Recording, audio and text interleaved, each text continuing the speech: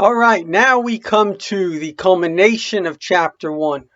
I'm so glad you're still with me. Congratulations. It takes a lot of effort to keep focused, and you're going to learn the most amazing part of this story. I want to tell you something really quite fascinating. In the Talmud, which was tremendous, deepest literature and rabbinic scholarship, so there's let's call it a debate about what is the most important verse in the Bible, in the Torah. And so three of the rabbis come up with kind of what you would imagine is typical, like in the beginning God made heaven and earth. Or another one comes up with Shema Yisrael, Adonai Eloheinu Adonai Echad. This is like the fundamental idea of Jewish faith. Another one comes up with Anoichi Hashem Elokecha, I am the Lord your God who took you out of Egypt. Maybe one of them, love your neighbor as yourself. But one of them said something fascinating. You would never imagine this to be the case. He said, sacrifice a lamb in the morning and in the afternoon. And they all agreed he was right. And this is really, really, really important. Why is something so simple? So you've got these amazing ideas, mind-blowing. I mean, that's the basis of the religion, and literally it inspired the whole world. And yet you have something so simple. Do something in the morning and the afternoon, and that is the most important verse, because ultimately success is not based on falling in love with an idea. That's very easy. Success is based on consistently doing what you have to do. Say I'm the best doctor in the world, and you have a terrible heart condition, you come to me, and I say, I have a new drug, and this drug will heal you. You can be so excited, but that's not what's going to heal you. It's going to be taking that medicine every single day. Do you have the discipline to do what you have to do? And I guarantee you this. I mean, I can't really refund you because some of these courses are going through other, kind of people.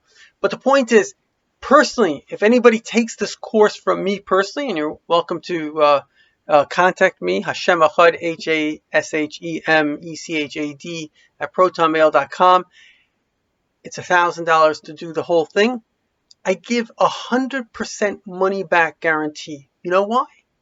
Because I know beyond a shadow of a doubt that anybody who does these exercises will see positive results. It's not even a question. So the first exercise that I want you to do, and this is very important, this is just a stage. We've got 6 chapters, and this is a stage, but this is in a way a very, very critical exercise. You have a worksheet. I want you to write down everything that you're grateful for. Now, sometimes people don't realize what they have. Let me tell you a little story. I was a teacher in a Jewish school, and I saw the kids, they weren't really so into the praying. So I realized that they didn't really appreciate the blessings that they have. So the first day that I did this, I came to them and I said, guys, I want to do an exercise. I want to thank God for my eyes. What do you want to thank God for? And we went around the classroom, and each kid thanked God for one thing. And the next day I said, did anyone ever have a miracle happen to them? And they all had some kind of family story. I want you to know that take a class that 90%, there were young teenagers that were not praying. They were not into the prayers. 90% were not into it. 90% on the third day, 2 days of doing this, on the third day, they were into their prayers. I didn't have to say a thing. You know why? Because they recognized what God did for them. So the first thing that I want you to do to wake up, to realize what you have, is ask yourself, what would you miss if I didn't have it? Would you miss your parents? Would you miss your children, God forbid? Would you miss your health? Would you miss your job? What would you miss? Fresh air? There's a lot of things in this world. If you can't think of all the good things in your life, and there has to be at least 10 things on that list. Do not stop until you have 10 things. Now, number 2, write down the things that you want from God. There are things that we all have, dreams and desires. What did we say? You have to ask God. Write them down and say, God, can you give me this to me? Now, here's a bonus. This bonus takes it to a deeper level. There's a lady that I know, And she was a convert. She was very, very spiritual. And she said that God would give her anything she asked. There are some people like that. And she said she stopped asking God for things because she realized there's a verse from the Baal Shem Tov that says like this: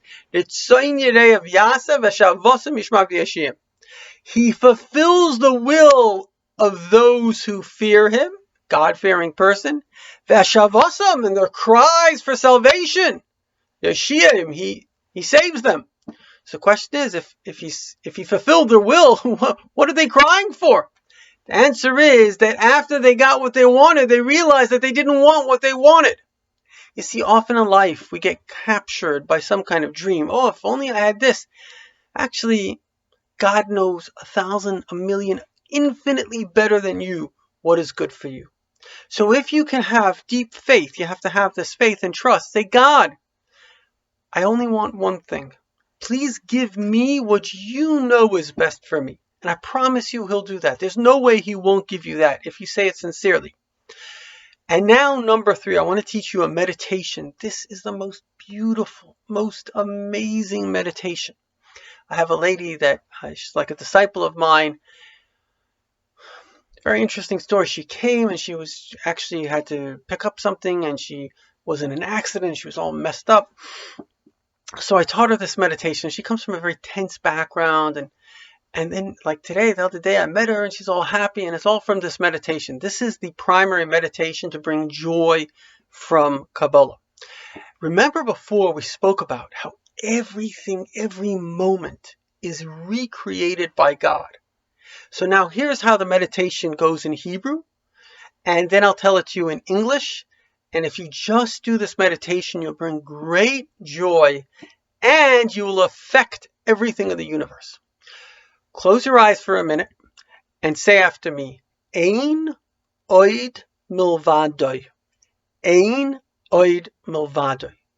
And in English that means there is nothing besides you.